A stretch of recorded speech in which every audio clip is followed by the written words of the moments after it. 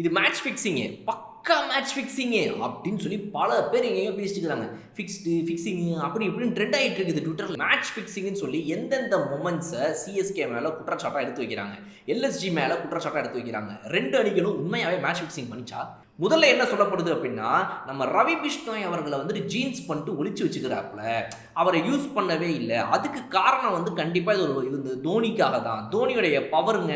தோனின்ற ஒரு ஆள் அவரை யூஸ் பண்ணி அவர் வந்து கோயங்காட்ட பேசி இவங்க வேணும்னே அவங்களுக்கு பாயிண்ட் வரணும், இப்போ ஒரு மேட்ச்சை ஜெயிச்சாதான் உண்டுங்கிறதுக்காக உடனே போட்டு கொடுத்துட்டாங்கங்க.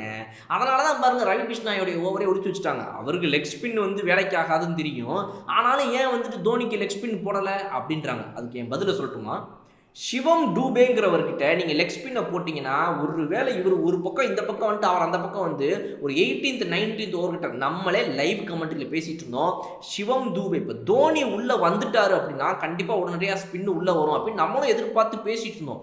பட் ஏன் கொண்டு வரல? டாக்டிக்கலாக Shivam Dube left hander leg spin rule out ஆயிரும், வச்சு வாங்கினார்னா 2 6 முடிஞ்சு போச்சு உங்களுக்கு மேட்ச்ன்ற பயம் இருக்குது.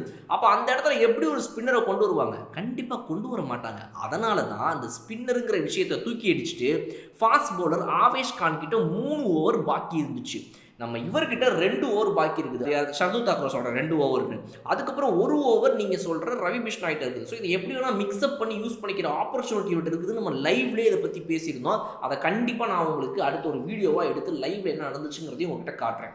ஸோ இந்த ஒரு சம்பவத்தை தான் நிறைய பேர் சொல்லிட்டு இருக்கிறாங்க. இது வந்து மேட்ச் ஃபிக்ஸிங்கு, ரவி பிஷ்ணாயை யூஸ் பண்ணவே இல்லை, தோனி லெக் ஸ்பின்ல அவுட் ஆயிடுவாருன்னு வேணும்னே அதுக்காக ஷர்துல் தாக்கூர் ஓவர் போட விட்டு அடி வாங்கிட்டாங்க அப்படின்னு.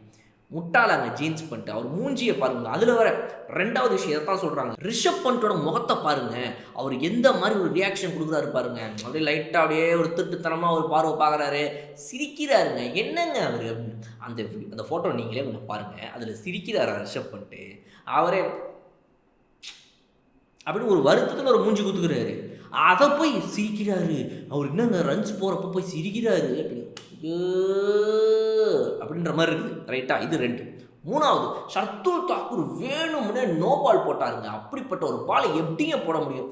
ஷர்துல் தாக்கூர் இந்த சீசன் ஃபுல்லாக ஃபுல் டாஸ் போட்டு தான் விக்கெட்டே எடுத்துக்கிட்டு இருக்காரு. நம்மளே அதுக்கு தனியாக ஒரு வீடியோ போட்டிருக்கோம். இன்றைக்கி காலையில் கூட எல்எஸ்ஜி கிட்ட ஜாக்கிரதையாக இருக்கணும் அப்படின்னு ஒரு வீடியோ போட்டோம் நேற்று, அதாவது மேட்ச் ஆரம்பிக்கிறதுக்கு முன்னாடி.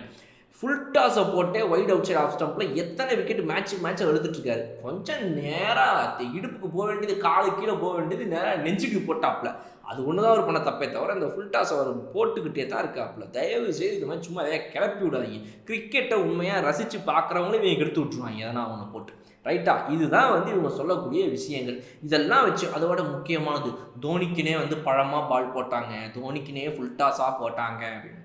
ஐயோ, உயிரை கொடுத்து விளாடினாங்கய்யா எல்எஸ்ஜி.